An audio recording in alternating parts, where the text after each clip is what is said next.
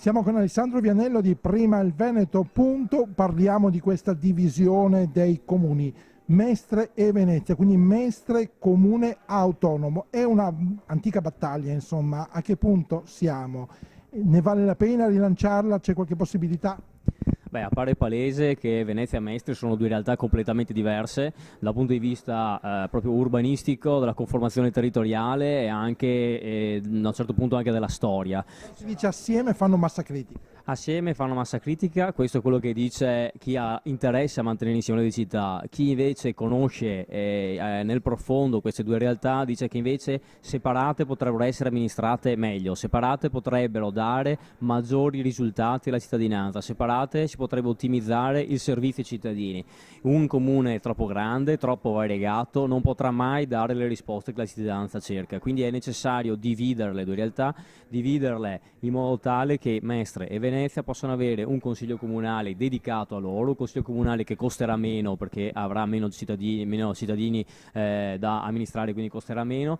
Non è vero che ci sarà il raddoppio dei dipendenti, perché già oggi, lo dico per esperienza perché sono stato per 4 anni consigliere comunale a Venezia, ci sono funzionari per la terraferma e per il centro storico per la stessa competenza. L'urbanistica, per esempio, ha il referente di terraferma e il referente per il centro storico, quindi quando si andrà a dividere le due realtà già i comuni sono predisposti per gestire Venezia e Mestre, sono già divisi per le due realtà.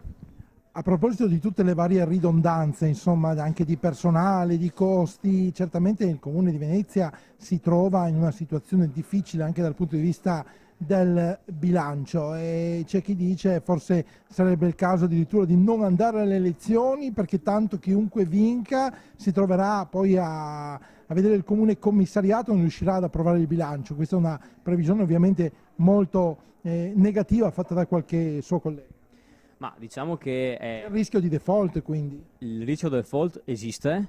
Venezia è arrivata a questo punto a causa di 20 anni di governo di centrosinistra disastroso, che non ha tenuto a freno la spesa, ma ha basato per anni la spesa corrente su entrate straordinarie, sul casinò e sulla legge speciale per Venezia. Questo non può accadere. Le entrate straordinarie vanno a finanziare gli investimenti, non la spesa corrente. L'amministrazione ha fatto una spesa, ha basato la spesa corrente su entrate straordinarie e quindi oggi ci troviamo in difficoltà visto che queste entrate non ci sono più. Chi tornerà, chi verrà ad amministrare questa città dovrà farlo con il principio del buon padre di famiglia, dovrà andare a tagliare quelli che sono i veri sprechi, e di sprechi ancora ce ne sono tanti, ce ne sono tantissimi che il centro-sinistra non è mai stato in grado di tagliare, in quanto va ad alimentare delle sacche che non vogliono toccare, ed è necessario intervenire al più presto perché sennò Venezia morirà schiacciata dal proprio bilancio. Come allora sarà possibile avere un'alternativa di governo a Venezia? Perché poi insomma qui le coalizioni non è ancora chiaro il quadro insomma,